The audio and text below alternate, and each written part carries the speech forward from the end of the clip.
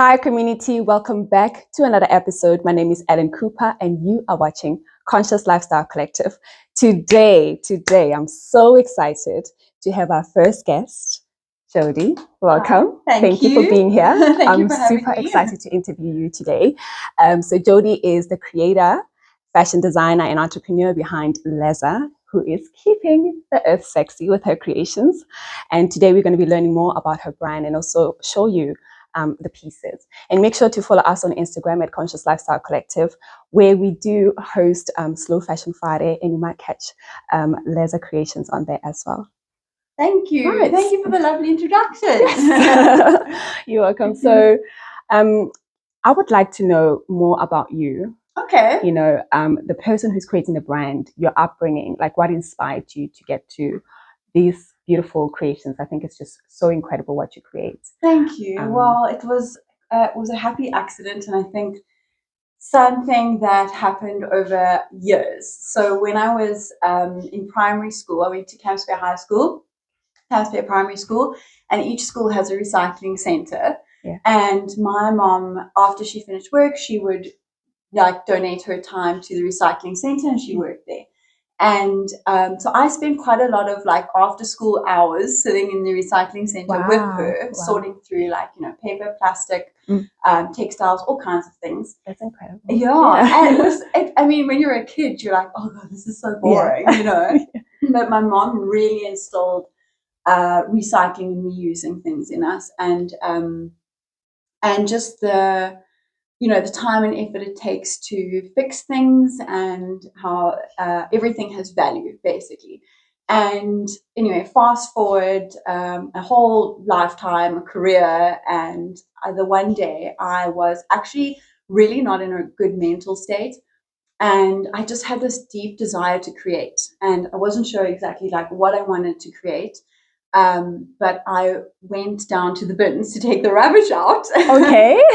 And someone had thrown away an enormous bag full of textiles. Wow. And beautiful textiles like linen and cotton, and just a lot of tapestry kind of fabric. Wow. In our block of flats. Okay. Yeah. Wasn't it a plastic bag, or it was just in a big plastic bag? Word. Yeah. And it was just standing next to the bins kind of thing.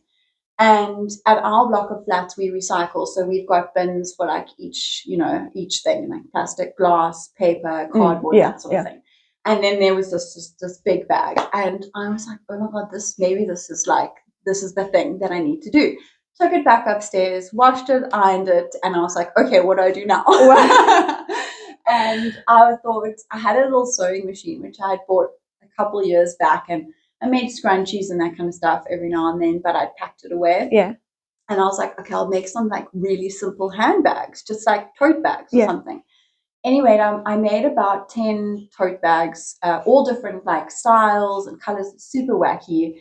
And I signed up for a market in Woodstock, the same month that I made them. And do you know what year? What's that? That was 2020. Wow. Yeah. COVID as well. Yeah. I think it was September, October 2020. Okay. And I sold out, and I was like, okay, this is a sign, I should be doing this. And so I just kept at it. And eventually, obviously, I ran out of fabric, and I was like, what am I going to do? I need more fabric. Put out a call on Facebook, and I started meeting people who, either worked in the textile industry or were hobby sewists and that sort of thing. And they had lots of waste to get rid of. And each time I wasn't sure what I would get. So I had to kind of be really innovative with the fabric. And that's really how it started. Wow. Yeah, it was. That is amazing. One of the ways that we also inspire our audience regarding living sustainably and where to actually start is for them to look at their bins, see what are the things that are there that they're wasting. Because obviously throwing something away means that you're wasting something, right? And it ends up in the landfills or oceans. And that's inspiring that you went to the bin and you found fabric. Thank you. That's how Leza started. Honestly, I can't even take credit for it. It was just, it was just the universe, just bringing it all together. Bringing it all together, exactly. Yeah. And I haven't stopped. Just kind of kept at it. So let's talk a little bit about textile waste and the problem that Leza is trying to solve through the brand. So I didn't realize it when I first started that it was actually a solution that I was looking to solve. It was a problem that I was looking to solve. It grew over time that I started learning about textile waste and that sort of thing. And then I realized what a huge problem was. So currently, like if we bring it home to Cape Town, we have about 70,000 tons of textile waste alone that goes to landfill. 70,000 tons. 70,000 tons. Every year goes to landfill just in Cape Town. Just in Cape Town. And this is textile, this is not clothing. This is not clothing, it's just textile waste. So that's from like industry, from clothing. It's a huge problem. To put it in perspective, plastic is there's 190,000 tons that goes to landfill every year. So it's a pretty big chunk. It is. It's not a small amount, and Cape Town is very quickly running out of landfill space. And I think research shows that 190,000 tons. Is that how many football fields? It's a couple. A couple, yeah. I think it's a lot. I mean, I don't know offhand, but it's pretty big. So I forgot now what I was saying. So no. I obviously realized that this was becoming like a huge problem, and I was like, well, obviously, there's companies out there that don't know what to do with their textile waste. They either don't have an outlet of like what to do with it, they aren't educated in it, or they aren't really part of the full cycle of the things that they're making. So they might, use a CMT to make something. They don't know what the CMT does with the last of the fabric. CMT is a cut, make, trim. Somebody that makes the clothing or makes items, that kind of stuff out of textile. And I also started educating myself on not just textile waste, but obviously clothing waste that's happening across the world, kind of thing, where it's coming from, where it's going, which is most important, and the impact it's having not only on the environment but on people. Like actually, people are really badly impacted by it, and it's going to become a huge problem in South Africa if we don't take care of it now. So that's that's the whole goal of Leza, is to circumvent that fabric coming from companies into my hands or a community of hands that can remake it into something that's useful and usable. And then when a customer like myself who's wearing a beautiful Leza top, how are you educating your customers with regards to looking after their garment and for it to last longer and to ensure that it doesn't again end up in the exact space that you don't want it to end up? Well, I get to meet quite a lot of my customers at markets, and online, socially, and that sort of thing. And I just explain to them, like, look, I would feel very happy that once the lifetime of your garment, look, garments can last many years, as we know from thrifting and vintage. So absolutely. We're talking decades, and if you aren't happy with that item anymore, or it doesn't serve its purpose for you, pass it on to the next person, kind of thing, and keep that going. And there are interesting ways of reusing your textile waste. You can stuff it, you can use it for rags, you can make cute little like bags out of it. I mean, there's lots of ideas and that sort of thing. But it's useful. Really useful fabric. And to take care of it is really just a lot of the things textiles that I use.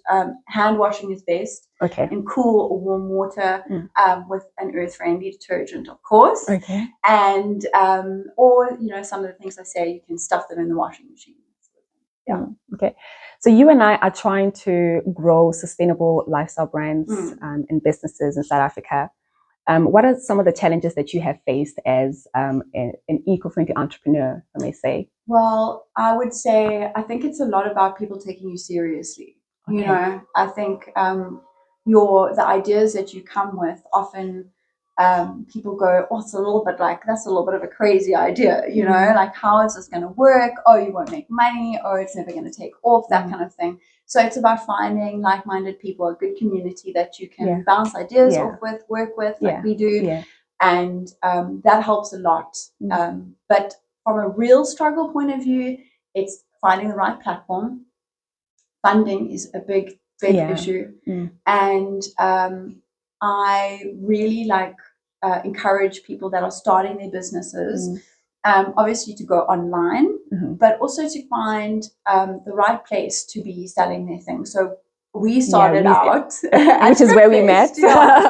And I really take my hat off to Laura from Thrift Fest, because she's incredible. She's incredible. Laura, you're incredible. You're amazing. She has provided a welcoming platform to a lot of people that are starting businesses, and there isn't an open welcome.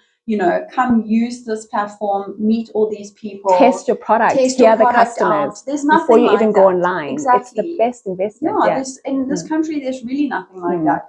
With a lot of red tape or hoops to jump through or finances to meet, she really helped me in that way, and that's how I started. The first 2 years, I just hustled. I did all the markets, but that's a big struggle, I think. And funding is difficult. I mean, if you are doing it on your own, I obviously worked. So to begin with, the first 2 years of my business, I worked at the same time. I had a career in marketing, and I basically used my salary to fund my business. And this is my first year funding my business through my business. Thank you. This is major. Congratulations. Really when the baby starts looking after itself, exactly.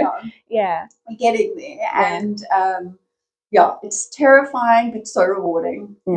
And speaking of funding, anyone who is thinking of starting a business out there and is also probably looking for funding or looking to start, I would also encourage people to just start, even if you don't have funding. Places like markets are a good way to test out your products before getting in even bigger investments or even getting into online. So I would say definitely start your business as soon as you can. Test your products, find the markets, test your products. It's just the best way. Don't let funding stop you as well, because funding can come later once you know that your idea and your business can actually perform. And now that your business is, serving itself, it means that when you go to an investor, they can look at your numbers. Again, if you don't have the numbers, how are you expecting me to put 100,000 rands into your business when you haven't actually tested your concept? So start. Yes, just start. And so what areas or systems do you think needs to be implemented for us as small business owners, just in general, in South Africa? I think just to have a space that young people can come to, not necessarily young people, but, definitely under 40, they can come to and they can trade. And in spaces that are frequented by tourists, by locals, and at an entry level that is achievable. So, a lot of the markets that we do or the places that we trade at, the barrier to entry is obviously the cost. It really is. And that stifles creativity, I find. And it doesn't need to be like that. I mean, if our government wants us to be creating jobs and businesses and, getting financially smart and taking care of ourselves and not relying, on government and that sort of thing, then we need to have those platforms. It's very important for us to have easy access to be able to sell our things. I mean, as simple as applying for a license to trade, on the side of the road. Yes, I know. Or just in public spaces. It blows my mind that I've been waiting for 1 year for this thing, and it's just not happening. And it's crazy. I mean, that shouldn't be a barrier. That should be, the informal trading should be opened up and very easy for people to access. I mean, I think I would have started my business much earlier because I had so many ideas in terms of, maybe not in this iteration that it is now, over the years, where I was just looking for a good, safe, open space to trade with foot traffic. And I think that would be that would be amazing for people. So as business owners and entrepreneurs, we stretch ourselves a lot. I think coming into this sort of career, you just don't realize how much of yourself you're going to have to obviously give up and stretch and cry and be happy and excited the next time. What has been your highlight in building Leza? Well, two things. One of them is I've always been a creative person. Okay. But a lot of stock isn't put into creativity. You know, we do value maths and science over creativity very, very often. And I was always told that, like, I wouldn't do well, wouldn't make money. I wouldn't be successful if I did all these like wild, wonderful harebrained schemes that I had in my mind to like make things, you know. And I really feel like that for me, being able to do this has given me so much self-confidence, you know. In the beginning, you're really not really good at what you're doing. It's a little bit like haphazard, you know, and your product needs work and it takes a long time to get it to the point where you feel like this is perfect. This is exactly what I want it to be. This is what I want to show the world. But that whole journey to get there is really, it's growth. And it's important that everybody has that ugly start that's not so perfect and they work towards, you know, something. And the person I am now is not even kind of the person I was 3 years ago, you know. So from a personal journey, it's been a lot of growth and it's given me so much strength and so much confidence. And that has been wonderful. And then the other part is the community. Yeah. I did not realize how many wonderful people there are out there in the world that like feel the same way as you about, you know, your, I don't know, just life, your goals, like we're all the same. Yes, you know? Exactly. And when you find things in common with people it's that are such like a beautiful thing. Mad enough to decide to start businesses, you're like, let's hang on to each other. Yes, exactly. Yeah. And so I have made the most phenomenal friends over the last 3 years. And that for me has been like, you can't put money or success on that. That's been really rewarding. And we'll, you know, those people will come with me wherever I go, wherever you go, next. wherever's next. Yeah, absolutely. Definitely that. Now, I'm wearing one of your beautiful creations. Yes. I think one thing that's always stood out for me with your brand and how you're growing Leza is the fabrics. Yes. Even if you're obviously, you know, going out there to find textile and you never know what you're going to find, and it's just like a lucky packet, you know. The way you choose the fabric is just still cohesive, like it's still so Leza, like it's weird how it works together. It is. So what are some of your favorite pieces to first of all make? Okay. And how do you go about, you know, selecting these beautiful fabrics like the one I'm wearing? Okay. And guys, keep on watching because in the end we are going to show you and model these pieces. Cool. Well, so my favorite thing to make is what I call the colossal jacket. So it's this one right here. This is one from my one of the latest collections that I've done, and it is a purposefully oversized jacket. It's something I created on a whim. Maybe to try it on while you talk. Oh yeah. Okay. And it's like a confidence-inducing piece. You know, it's supposed to make you feel like you've got some sort of armor on. Wow. Okay. Yeah. And make you feel confident and gorgeous, and it's easy to style. It's just so beautiful. I don't know how and why, but it just works, and it works the pockets. on everyone. Let's talk about these pockets. They're deep. Yes. You don't need a bag. No. You don't need a bag. They're deep. Yeah. And it's reversible as well, which is let's show that part. Yeah. There you go. Yeah. So this is I made 2 reversible ones, and this is one of them. The other one has sold. It's beautiful. And I mean, it is beautiful. The tapestry on the back is just so gorgeous. It is beautiful. That's really cool. I love that it's seasonless. So you can wear it summer, winter, spring, you know, while traveling as well. I'm sure and I know that a lot of your customers always say they stand out when they're wearing the colossal jacket. That's how I want them to feel. You know, when you're having a day where you're not like, I don't know what to wear, or I don't feel good about myself, or something like that. You put that jacket on with a pair of jeans or your favorite pants or whatever you want to wear, and it instantly lifts. It's like, it's just an outfit maker. Yeah. So these are made mostly like, I make them in upholstery textiles. Okay. And it's not too heavy either. This one is for me, actually, a little bit, but not too much. Because it slides. But generally you know, some of them have weight to them a little, some of them are quite like light. It just all depends on the fabric that I'm using at the time, kind of thing. And you're not using one fabric. So what I'm looking at here, it's also patchwork. Yes. And actually, this one is the least patchwork jacket that I want to show them that wrap skirt. Yes, oh, yes. Because that's where the patchwork really comes to play. Yeah. I mean, there's a lot of details here, guys. Yeah, I didn't realize this until this year, but I really enjoy patchworking. For me, it's one of my favorite things to do. Yeah. And I'm so fortunate that I get to work with such beautiful fabrics that, you know, they lend themselves to being patchworked. So now, finding these fabrics and choosing them must be it's quite a thing. Yeah. It's like let's talk about how much time how much time you spend you know, in a shop.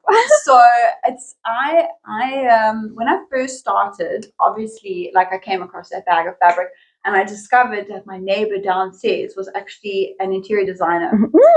Yes, and he gave me a whole lot of fabric that he had used in a couple of his jobs and he was getting rid of.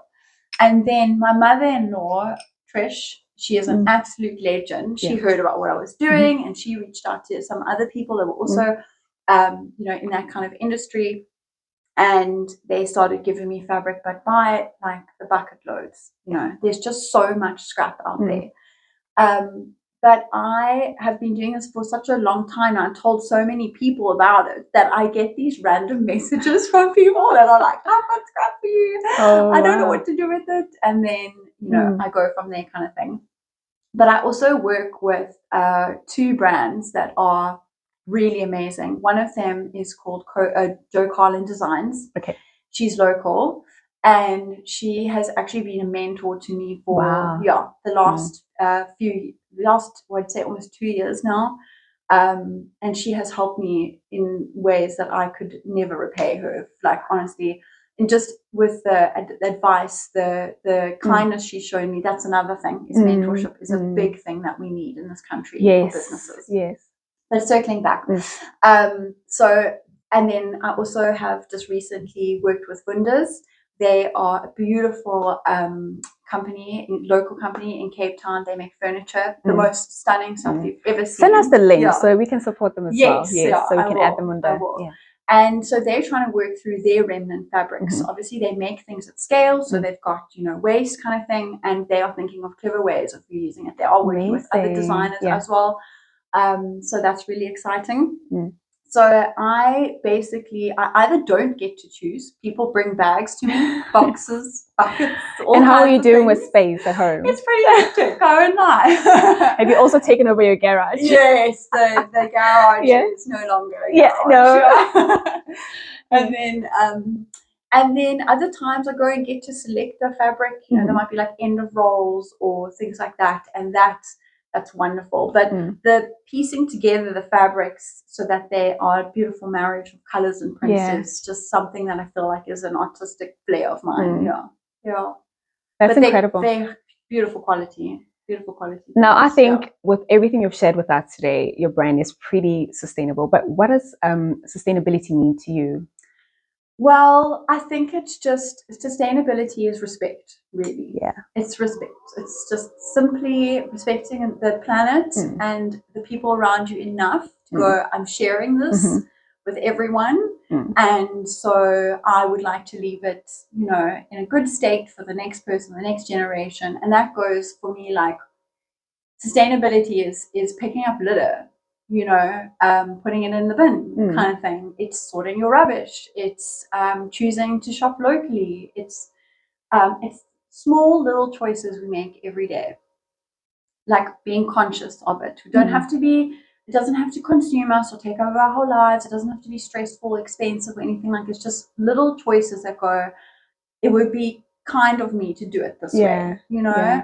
And that's what it is to me. I think. As simple as that. As simple as that. Respect. So the last question I want to ask you is, what is the one thing that you know for sure? Okay. That was as a purpose-driven business.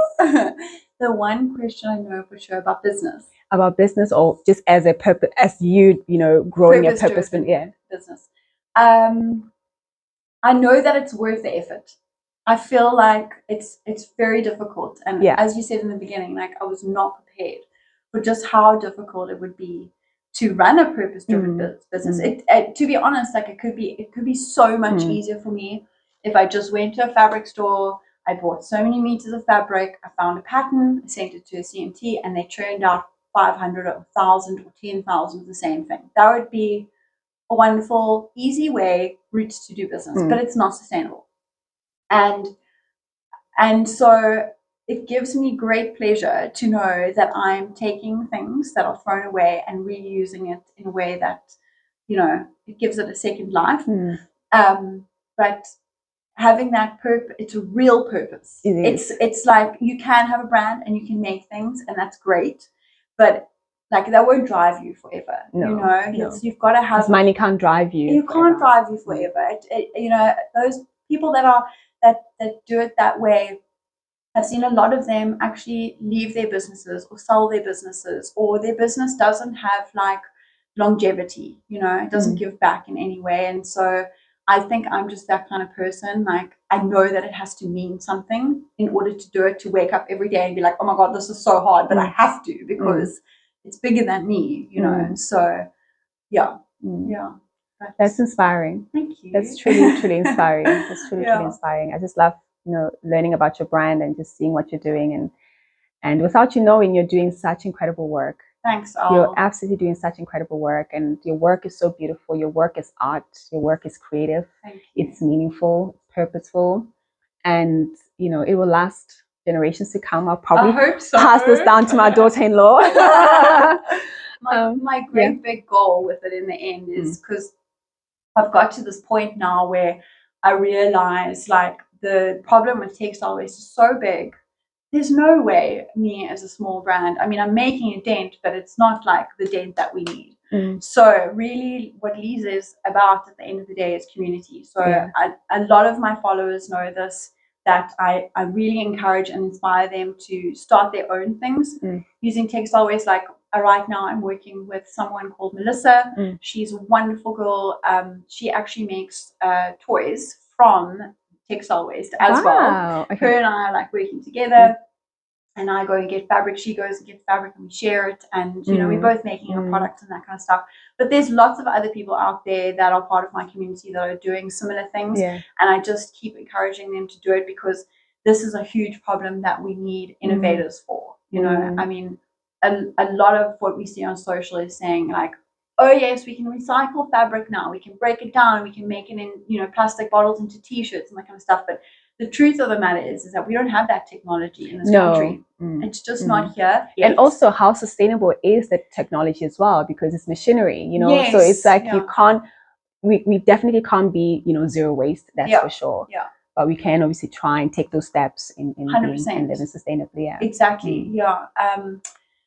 And also that fabric, that textile waste ends up being shipped, and flown to China. That usually where it's done, because they have the technology for that, and then it comes back. So it obviously has its own carbon footprint and that kind of thing. And I also think like we have a real problem in this country with employment, and it is so it's difficult to start in the beginning, because there's always that barrier of like someone's gonna, what will people think, or this is really hard, I don't have the money, I don't have the machinery, I don't have this, whatever. But it's totally possible, and we need more people to take risks and do these kind of things.